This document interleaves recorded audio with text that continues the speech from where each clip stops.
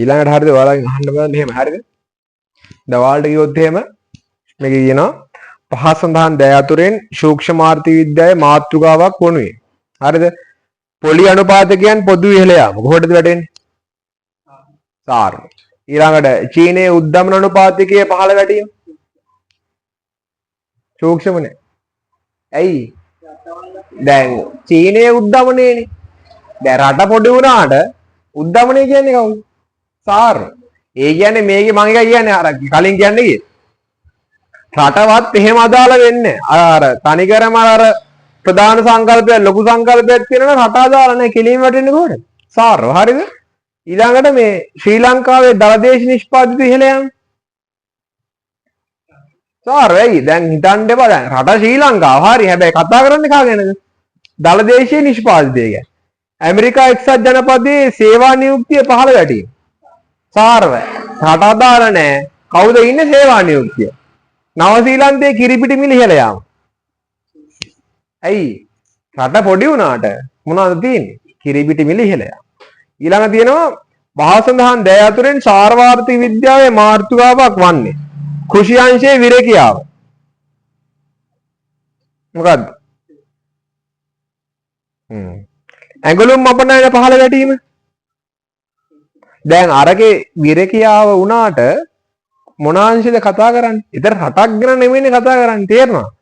රටක් ගැන නෙමෙයි විරකියාව තියෙන එක අංශයක් ගැන. ඒකයි කිව්වේ දැන් මෙතන නම් දැන් ඔයාලට ඒක තේරුම් ගන්න මෙන්න මේකෙන් තමයි තේරුම් ගන්න. හරිද? දැන් ඒකේ විරකියාවනේ තියෙන්නේ. දැන් විරකියාව කියන්නේ අර මහා විචල්්‍ය.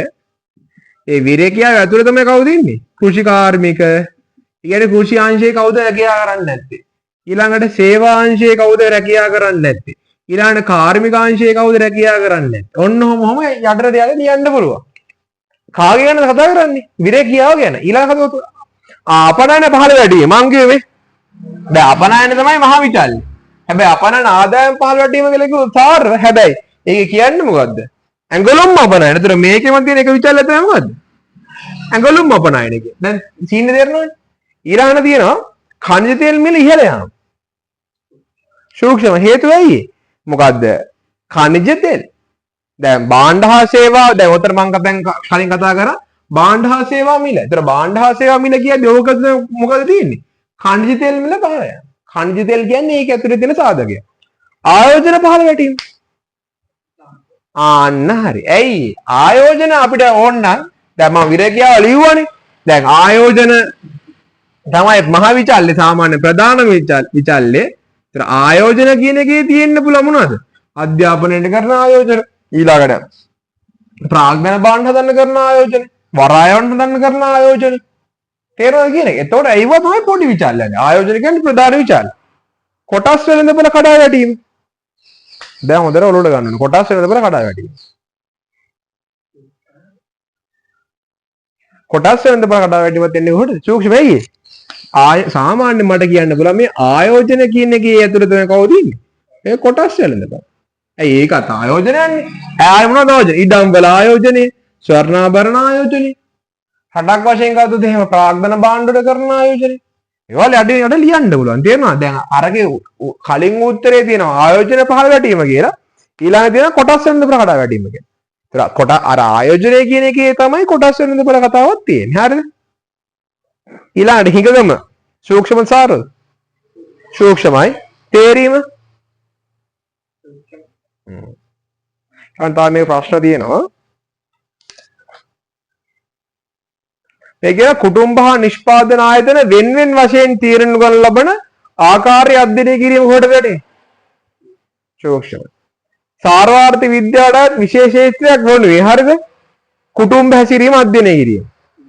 සූක්ෂම හරිද? ව්‍යාපාර ආයතන වල හැසිරීම අධ්‍යයනය කිරීම. ඒකත් සූක්ෂමයි. ශ්‍රමිකයන්ගේ හැසිරීමත් සූක්ෂමයි වැඩනවා. මේ උත්තර හතර දෙන්නේ. හරිද? ආණ්ඩුවේ කටයුතු අධ්‍යයනය කිරීම අවසන් උත්තර දිනවා. ඉහත සියලුම කටයුතු සමස්තයක් ලෙසගෙන අධ්‍යයනය කිරීම. ඒ කියන්නේ අර උඩ උත්තර හතර ගැන සමස්තයක් ලෙසගෙන අධ්‍යයනය කිරීම තමයි සාර වෙන්නේ. නැතුව අර කුටුම්බයක හැසිරීම ඒවා සූක්ෂම වලට වැටෙන්නේ. ඊළඟ කියනවා මේ සූක්ෂම ආර්ථික විද්‍යාවට විශේෂ ක්ෂේත්‍රය වනුයේ. හරිද? ආර්ථික උත්පාත හා ආර්ථික අවපාත පිළිබඳ අධ්‍යයනය කිරීම. එනවද? නෑ. රටක සමතුලිත නිමවීම තීරණාකාරය අධ්‍යයනය කිරීම. නෑ. විනිමය අනුපාත තීරණාකාරය අධ්‍යයනය කිරීම. එන්නේ නෑ. ගෙවුම් ශේෂයෙන් ගෙව අතිරික්තය පිළිබඳව අධ්‍යයනය කිරීම. ඒක එන්නේත් නෑ. ඉතින් ගෙවුම් ශේෂය සහ ආර්ථික තව එකක් දෙන උත්තරයි. හිඟකම හමුවේ පාරිභෝගික හැසිරීම අධ්‍යයනය කිරීම. අන්න ඒක නේ. හරිද? ඊළඟ පොදු මිල මට්ටම කොහටද වැටෙන්නේ? පොදු මිල මට්ටම සාමාන්‍ය ඉගෙන භාණ්ඩ සරලව දර භාණ්ඩ මිල ගන්නවට. වැටෙන්නේ කොහටද? සාර්ව. ඊළඟට සහල් මිල කොහටද වැටෙන්නේ? සූක්ෂම. සමස්ත නිෂ්පාදනයේ විනිමය අනුපාතය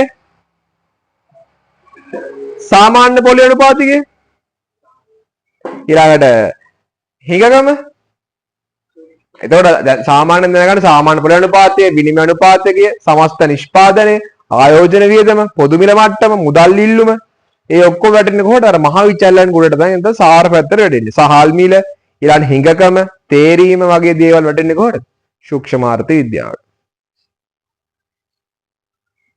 ඔයාලට තව එකක් තියෙනවා මේකේ 2000 නෙවෙයි යථාරූප අභිමතාරූපය කියන්නේ හරිද 2014 වර්ෂයේ 10%ක ආර්ථික වර්ධන වේගයක අපේක්ෂා කරා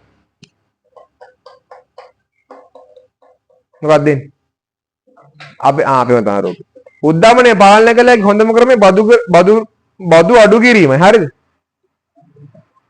අය අභිමතාරූපය වැටෙනවා හරිද ශ්‍රී ලංකාවේ ආසියාවේ ආශ්චර්ය කරා ගමන් කරමින් සිටි ඊළඟට ඊතර මිහිරන විට නිෂ්පාදනය පහත වැඩ. ආයි අර විචාලන දෙයක් අතර තියෙන සම්බන්ධය නිසා හරිද? සාමාන්‍යයෙන් තේරෙනවා ඒකනේ.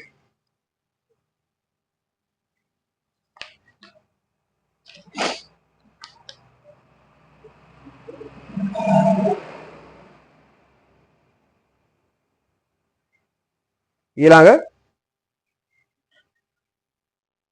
යථාර්ථ ප්‍රකාශයක් අහන්නේ හරිද? දරිද්‍රතාව දුරන් කිරීම සඳහා ජනතාවට සහනාධාර සැපිය යුතුය. අභිමතාරූපී. ජනතාවගේ සුබ සාධ්‍ය නිහිල නැන්වීම හැක්කේ සැලසුම්ගත ආර්ථිකවලට පමණි. ජීවන වේදන් දර්ශක ඉහළ ගයක් ගන්නා විට වැටුප් ඉහළ නැන්විය යුතුය. අභිමතාරූපී. ආම් වැටුප් නියම කළ විට දිරකියා ප්‍රශ්නේ ඇති වේ.